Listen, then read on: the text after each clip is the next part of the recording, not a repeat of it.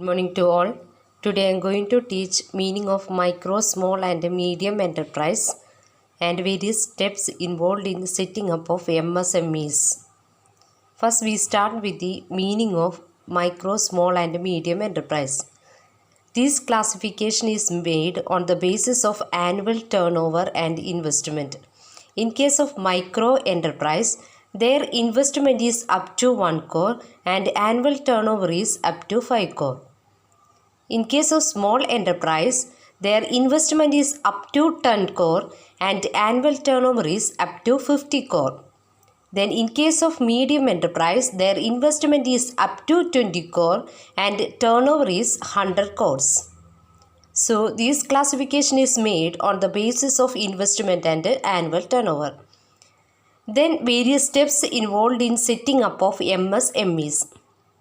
First step, selection of the project. Second, selection of form of ownership. Third, selection of location and site. Fourth, designing capital structure. Fifth, acquiring manufacturing know-how or technology. Sixth, no objection certificate. Seventh, statutory license. Eighth, registration with the SIDCO. Ninth, application for allotment, transfer, sublease of the plot, shed, execution of lease agreement. Next, application for grant for connection, water, power for construction. Next, consent to establish and consent to operate from State Pollution Control Board. Next, NOC from the Department of Fire and Emergency Services. 14th, preparation of project report. 15th, registration as MSME. 16th, apply for power consumption. 17th, arrangement of finance. 18th, registration under GST Act. The first step of setting up of MSMEs is selection of project. The primary decision to be made by an entrepreneur is choosing right product or line of activity.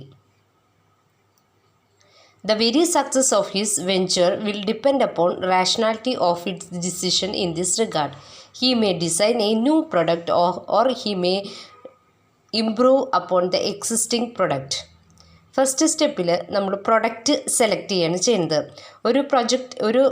ഒരു എൻ്റർപ്രൈസിൻ്റെ success എന്ന് പറയുന്നത് ആ പ്രൊജക്റ്റിന് നമ്മൾ എടുക്കുന്ന പ്രൊഡക്റ്റിനെ depend ചെയ്തിരിക്കും. അയാൾക്കൊന്നില്ലെങ്കിൽ എന്ത് ചെയ്യാൻ പറ്റും? He may select a new product or he may improve upon the existing product. ഒന്നില്ലെങ്കിൽ he may select a new product, ഒരു പുതിയ പ്രൊഡക്റ്റ് അയാൾക്ക് സെലക്ട് ചെയ്യാം, or improvement in the existing product. So, the success of a entrepreneurship depend upon the selection of the project. Second, selection of form of ownership. One of the most important decision to be taken by the entrepreneur when he proposes to start his business venture to decide about the form of ownership of a business. അതായത് he may select sole proprietorship, partnership ownership, partnership or private limited company as a form of ownership. അതായത് second സ്റ്റേജിൽ അയാൾ ചെയ്യേണ്ടത് ownership select ചെയ്യുക എന്നുള്ളതാണ്. Ownership select ചെയ്യുമ്പോൾ അയാൾക്ക് വേണമെങ്കിൽ പാർട്ട്ണർഷിപ്പ് സെലക്ട് ചെയ്യാം, അല്ലെങ്കിൽ സോൾ പ്രൊപ്പറേറ്റർഷിപ്പ് എന്ന് പറഞ്ഞാൽ അയാൾ മാത്രമായിട്ട് റൺ ചെയ്യുക സോൾ പ്രൊപ്പറേറ്റർഷിപ്പ്. ഫാമിലി ഓണർഷിപ്പായിട്ട് എന്ത് ചെയ്യാം? അങ്ങനെ ഒരു ഓണർഷിപ്പ് നമുക്ക് സെലക്ട് ചെയ്യാം. അല്ലെങ്കിൽ പാർട്ട്ണർഷിപ്പ്, അതായത് കൂടുതൽ പേര് ഒരുമിച്ച് കൂടി ബിസിനസ് സ്റ്റാർട്ട് ചെയ്യാം.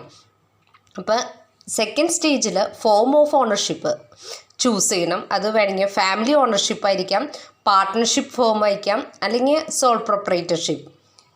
അപ്പോൾ ഫസ്റ്റ് സ്റ്റേജിൽ പ്രൊഡക്റ്റ് ഏതാണെന്ന് വെച്ചാൽ സെലക്ട് ചെയ്യാം. സെക്കൻഡ് സ്റ്റേജിൽ ഓണർഷിപ്പ് ഏതാണെന്ന് വെച്ചാൽ സെലക്ട് ചെയ്യാം. Third, selection of location and site. Decision about the location of a unit is also important. Location determines the success or failure of a enterprise.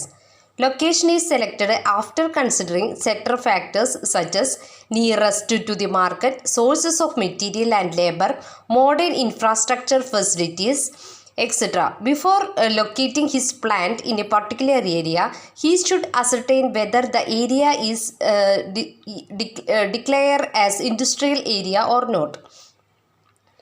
Third സ്റ്റെപ്പിൽ അയാളുടെ ഓണ്ടർപ്രൈസ് start ചെയ്യാനുള്ള location അല്ലെങ്കിൽ site select ചെയ്യുക എന്നുള്ളതാണ്. ഒരു ഓണ്ടർപ്രനർ അയാളുടെ location select ചെയ്യുമ്പോൾ ശ്രദ്ധിക്കേണ്ട കാര്യങ്ങളെന്ന് പറഞ്ഞിട്ടുണ്ടെങ്കിൽ നിയറസ്റ്റ് ടു ദി മാർക്കറ്റ്, അതായത് ഒരു ഓണ്ടർപ്രൈസ് എസ്റ്റാബ്ലിഷ് ചെയ്യുന്നത് മാർക്കറ്റിൻ്റെ അടുത്താണോ, അല്ലെങ്കിൽ sources of material and labour. ഇപ്പോൾ ഒരു പ്രൊഡക്റ്റ് പ്രൊഡ്യൂസ് ചെയ്യാനുള്ള മെറ്റീരിയൽസ് കിട്ടുന്നത് ഒരുപാട് ദൂരെയും, അതുപോലെ ഓണ്ടർപ്രൈസ് എസ്റ്റാബ്ലിഷ് ചെയ്യുന്നത് വേറെ ഏരിയ ആണെങ്കിൽ എപ്പോഴും മെറ്റീരിയൽസ് വാങ്ങാൻ പോകുമ്പോൾ ഒരുപാട് കോസ്റ്റ് ആ ഓണ്ടർപ്രനേഴ്സിന് ബിയർ ചെയ്യേണ്ടി വരും. അപ്പോൾ അയാൾ സെലക്ട് ചെയ്യുമ്പോൾ, അതായത് ലൊക്കേഷൻ അല്ലെങ്കിൽ സൈറ്റ് സെലക്ട് ചെയ്യുമ്പോൾ എപ്പോഴും മെറ്റീരിയൽസ് കിട്ടാനുള്ള നിയറസ്റ്റ് ടു ദി മാർക്കറ്റ് അല്ലെങ്കിൽ sources of material and labour ഇതിൻ്റെ അടുത്താകുക. അതുപോലെ തന്നെ മോഡേൺ ഇൻഫ്രാസ്ട്രക്ചർ ഫെസിലിറ്റീസ് ഉള്ള സ്ഥലത്ത് അവരുടെ ഓണ്ടർപ്രൈസ് എസ്റ്റാബ്ലിഷ് ചെയ്താൽ, അല്ലെങ്കിൽ ഇപ്പോൾ ആഡ്യൂക്കേറ്റ് ആയിട്ടുള്ള പവർ, റോഡ് ഇതൊക്കെ ഇല്ലെങ്കിൽ അവരുടെ ഓണ്ടർപ്രണർഷിപ്പിൻ്റെ സ്മൂത്ത് റണ്ണിനെ അത് അഫക്റ്റ് ചെയ്യും. അതാണ് സെലക്ഷൻ ഓഫ് ലൊക്കേഷൻ ആൻഡ് സൈറ്റിൽ പറയുന്നത്. പ്രോപ്പറായിട്ട്, അതായത് ഓണ്ടർപ്രൈസ് എസ്റ്റാബ്ലിഷ് ചെയ്യുമ്പോൾ മാർക്കറ്റിനടുത്ത് അല്ലെങ്കിൽ sources of material and labour കിട്ടുന്ന ഭാഗത്ത്, അങ്ങനെ അല്ലെങ്കിൽ മോഡേൺ ഇൻഫ്രാസ്ട്രക്ചർ ഫെസിലിറ്റി ഉള്ളിടത്ത് അവിടെയൊക്കെ ആയിട്ട് നമ്മുടെ ഓണ്ടർപ്രൈസ് എസ്റ്റാബ്ലിഷ് ചെയ്യുക. അതാണ് third point. Next fourth, designing capital structure. The entrepreneur has to decide the capital structure and the sources through which the total capital is procured.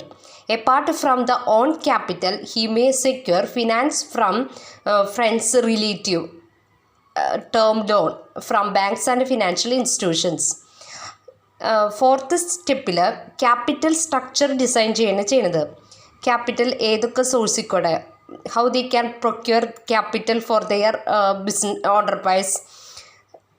Designing the capital structure, അയാൾക്ക് ഏതൊക്കെ രീതിയിലുള്ള capital structure use ചെയ്യാൻ പറ്റും. അതായത് he may depend upon his own fund or fund from relative and friends, അല്ലെങ്കിൽ they can take loan from banks and financial institutions for running the enterprise.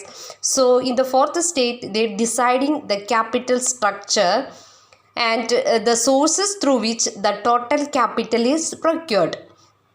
ഏതൊക്കെ സോഴ്സിൽ കൂടെ അവർക്ക് ക്യാപിറ്റൽ പ്രൊക്യൂർ ചെയ്യാൻ പറ്റുമെന്ന് ഫോർത്ത് സ്റ്റേജിലാണ് അവർ അനലൈസ് ചെയ്യുന്നത്. Next fifth point, acquiring manufacturing know how or technology. There are certain projects wherein sophisticated manufacturing know-how is required.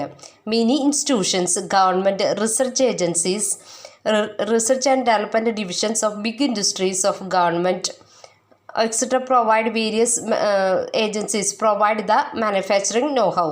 അതായത് നമ്മൾ മാനുഫാക്ചറിങ് നോഹൗവിൽ ചില ഇൻഡസ്ട്രീസിന് സോഫിസ്റ്റിക്കേറ്റഡ് ആയിട്ടുള്ള മാനുഫാക്ചറിങ് നോഹൗ ആവശ്യമാണ്. അതായത് മോഡേൺ മാനുഫാക്ചറിങ് നോഹൗ നമ്മുടെ ഗവൺമെൻറ്, അതുപോലെ റിസർച്ച് ലബോറട്ടറീസ് അല്ലെങ്കിൽ big industries and certain consultancy agencies ഈ സോഫിസ്റ്റിക്കേറ്റഡ്, അതായത് മോഡേൺ നോഹൗ പ്രൊവൈഡ് ചെയ്യുന്നുണ്ട്. അപ്പോൾ ഫിഫ്ത്ത് സ്റ്റേജിൽ അയാൾ acquiring manufacturing know how or technology. എവിടെ നിന്നാണ് അയാളുടെ ടെക്നോളജി അക്വയർ ചെയ്യേണ്ടത്, മാനുഫാക്ചറിങ്ങിന് ആവശ്യമായിട്ടുള്ള ടെക്നോളജി അക്വയർ ചെയ്യേണ്ടതെന്ന് ഫിഫ്ത്ത് സ്റ്റേജിൽ അയാൾ അനാലിസിസ് ചെയ്യും. Sixth, no objection certificate, NOC, no objection certificate from local body, panchayat, municipality or corporation. That means while promoting a new venture, the entrepreneur has to obtain no objection certificate from local body, panchayat or municipality, as well as the required permission to start the SSI. This is done for the purpose of construction of industrial site, land utilization, as for the benefit which we may give to the enterprise in course of its operation by the government. അതായത് no objection certificate local ബോഡിയിൽ നിന്നോ അല്ലെങ്കിൽ panchayat, municipality or കോർപ്പറേഷനിൽ നിന്ന് അവർക്ക് ഒരു ഓണ്ടർപ്രൈസ് start ചെയ്യാനായിട്ട് വേണം. No objection certificate, NOC. Next seventh point, statutory licence. It is also necessary to obtain statutory license for starting MSMEs. Next, registration with SIDCO. If the industry want to scarce raw material, it is required to register the unit with SIDCO. അതായത് ഇപ്പോൾ scarce ആയിട്ടുള്ള resources വേണമെന്നുണ്ടെങ്കിൽ അവർ ഈ ഒരു MSMEs സിഡ്കോയിൽ register ചെയ്യണം. Small industries development കോർപ്പറേഷനാണ് SIDCO, അതിൽ register ചെയ്യണം. 9th point, application for allotment, transfer, sublease of plot, shed, execution of lease agreement. Next, application for allotment, transfer, sublease of plot, shed, execution of lease agreement. The most crucial thing to start a manufacturing unit is land. ഏതൊരു business എൻ്റർപ്രൈസും start ചെയ്യുന്നതിന് എന്താവശ്യമാണ്? Land. If the land is within a notified industrial area, then there is a procedure for allotment of land by the industrial development corporation. അതായത് ഇപ്പം നമ്മൾ ഇപ്പോൾ ഒരു MSMEs establish ചെയ്യുന്ന ഒരു ഇൻഡസ്ട്രിയൽ യൂണിറ്റ് ആണെങ്കിൽ അവിടെ നമുക്ക് കുറേ ഗവൺമെൻറ്റിൻ്റെ സബ്സിഡിയും കാര്യങ്ങളൊക്കെ കിട്ടും. അപ്പോൾ ഒരു ലാൻഡ് ലൊക്കേഷൻ അതും സെറ്റിംഗ് അപ്പ് ഓഫ് MSMEsൽ ഇമ്പോർട്ടൻ്റ് ആണ്. Application for grant for connection water and power for construction. That means the process for water and power connection for construction of manufacturing facility is again manual and after various inspection there are granted. നമുക്കറിയാം നമ്മളൊരു business സ്ഥാപനം run ചെയ്യണമെങ്കിൽ അതിന് പ്രോപ്പറായിട്ട് വാട്ടറും power കണക്ഷനൊക്കെ വേണം. അപ്പോൾ നമ്മുടെ ഫസ്റ്റ് ഇതിൻ്റെ പ്രൊസീജിയർ മാനുവലായിട്ടാണ് ചെയ്യുക. പിന്നീട് is again manual and after various inspections there were granted. അത് കഴിഞ്ഞിട്ട് വേരിയസ് ഇൻസ്പെക്ഷൻസ് ഒക്കെ നടത്തും. അപ്പോൾ മാനുവലായിട്ടാണ് അതിൻ്റെ ഇൻസ്പെക്ഷൻ വരുന്നത്.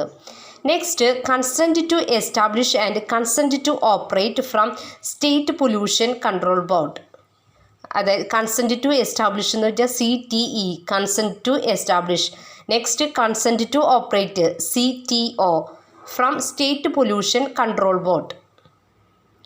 Depending upon the type of the industry, the business entity need to apply for and obtain the consent to establish and consent to operate from the State Pollution Control Board. The process is online but take a comparatively long time. അതായത് CTE അതുപോലെ CTO സർട്ടിഫിക്കറ്റിന് വേണ്ടി MSME state pollution control ബോർഡിന് application കൊടുക്കണം. ഇത് ഒരു long പ്രോസസ്സാണ്, പെട്ടെന്ന് തീരുന്നതിൽ time എടുക്കും. ഇത് ഓൺലൈനായിട്ട് ചെയ്യണമെങ്കിൽ കൂടി ഇതിന് കുറേ സമയം എടുക്കും. അതായത് അവർ സൈറ്റ് വന്ന് വിസിറ്റ് ചെയ്ത് അതിൻ്റെ പ്രൊസീജിയേഴ്സൊക്കെ നടത്താനായിട്ട് ടൈം എടുക്കും.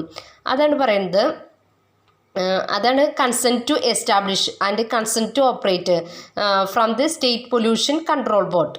അതിൻ്റെ കൺസെൻറ്റ് കിട്ടുന്നത് സ്റ്റേറ്റ് പൊല്യൂഷൻ കൺട്രോൾ ബോർഡിൻ്റെ ഇതാണ്. അപ്പോൾ ഒരു MSMEs സ്റ്റാർട്ട് ചെയ്യാനായിട്ട് ഈ CTEയും CTOയും ആവശ്യമാണ് ഫ്രം ദി പൊല്യൂഷൻ കൺട്രോൾ ബോർഡിൻ്റെ നിന്ന്. 13, NOC from the department of fire and emergency services. NOC എന്ന് വെച്ചാൽ no objection certificate. It is mandatory for a manufacturing business unit to obtain NOC from the Department of Fire and Emergency Services. This process is claimed to be online but it is still being handled manually. അതായത് ഇപ്പം നമ്മുടെ ഏതൊരു MSMEs start ചെയ്യാനായിട്ട് fire and emergency service ഡിപ്പാർട്ട്മെൻറ്റിൻ്റെ no objection certificate കൂടിയും വേണം. എന്നാൽ മാത്രമേ MSMEs എസ്റ്റാബ്ലിഷ് ചെയ്യാനായിട്ട് പറ്റുള്ളൂ. അതാണ് പറയുന്നത് NOC from the department of fire and emergency services. ഇതിനു വേണ്ടി നമ്മൾ അപ്ലൈ ചെയ്യുന്നത് process is claim to be online but it is still being handled manually. നമ്മൾ അപ്ലൈ ചെയ്യുന്നത് ഓൺലൈൻ ആണെങ്കിലും ഈ സർട്ടിഫിക്കറ്റ് ഹാൻഡ് ഓവർ ചെയ്യുന്നത് മാനുവലിയാണ്. Next, 14th point, preparation of project report. Project റിപ്പോർട്ടിൽ ഇമ്പോർട്ടൻ്റ് ആയിട്ട് വരുന്നതെന്ന് പറഞ്ഞാൽ എവിടെ നിന്നാണ് sources of finance, availability of machinery and technical know how, sources of raw material and labour, market potential and overall profitability. ഈ കാര്യങ്ങളൊക്കെയാണ് നമ്മുടെ പ്രൊജക്റ്റ് റിപ്പോർട്ടിൽ വരാം. ഇപ്പോൾ ഒരു ഫിനാൻഷ്യൽ ഇൻസ്റ്റിറ്റ്യൂഷനിൽ നിന്ന് ലോൺ എടുക്കണമെന്നുണ്ടെങ്കിൽ ആ ബിസിനസ് ഓർഗനൈസേഷൻ ഈ പ്രൊജക്റ്റ് റിപ്പോർട്ട് അവിടെ സബ്മിറ്റ് ചെയ്ത് അവർ ചെക്ക് ചെയ്താൽ മാത്രമേ ആ ഫിനാൻഷ്യൽ ഇൻസ്റ്റിറ്റ്യൂഷൻ ബിസിനസ് ഓർഗനൈസേഷൻസിന് MSMEസിന് ലോൺ പ്രൊവൈഡ് ചെയ്യുള്ളൂ. അതായത് അവരുടെ ഏതൊക്കെ സോഴ്സിൽ നിന്നുള്ളതാണ് ഫിനാൻസ് കിട്ടുന്നത്, മിഷനറി ആൻഡ് ടെക്നിക്കൽ നോഹവ് എങ്ങനത്തെയാണ് ഉപയോഗിക്കുന്നത്, അതുപോലെ ലേബേഴ്സ്, മാർക്കറ്റ് പൊട്ടൻഷ്യൽ, അതുപോലെ ഓവറോൾ പ്രോഫിറ്റബിലിറ്റി, ഈ കാര്യങ്ങളൊക്കെയാണ് പ്രൊജക്ട് റിപ്പോർട്ടിൽ ഉണ്ടാവുക. ഇത് നോക്കിയിട്ടാണ് ഫിനാൻഷ്യൽ ഇൻസ്റ്റിറ്റ്യൂഷൻസ് MSMEസിന് ലോൺ പ്രൊവൈഡ് ചെയ്യുന്നത്. Next, registration as MSME.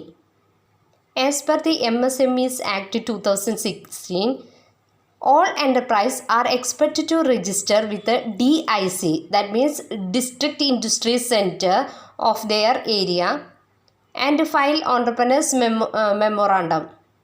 One for intention to start business if manufacturing or service unit, and file EM2 after starting production. അതായത് ഈ MSMEs സ്റ്റാർട്ട് ചെയ്യാനായിട്ട് ഡിസ്ട്രിക്റ്റ് ഇൻഡസ്ട്രീസ് സെൻറ്ററിൻ്റെ അടുത്തും കൂടിയും രജിസ്റ്റർ ചെയ്യണം. Registration as MSMEs. Next, apply for power connection. നമുക്കറിയാം നമ്മുടെ ഏതൊരു ഓണ്ടർപ്രൈസും MSMEസും സ്റ്റാർട്ട് ചെയ്യാനായിട്ട് പവർ കണക്ഷൻ ആവശ്യമാണ്.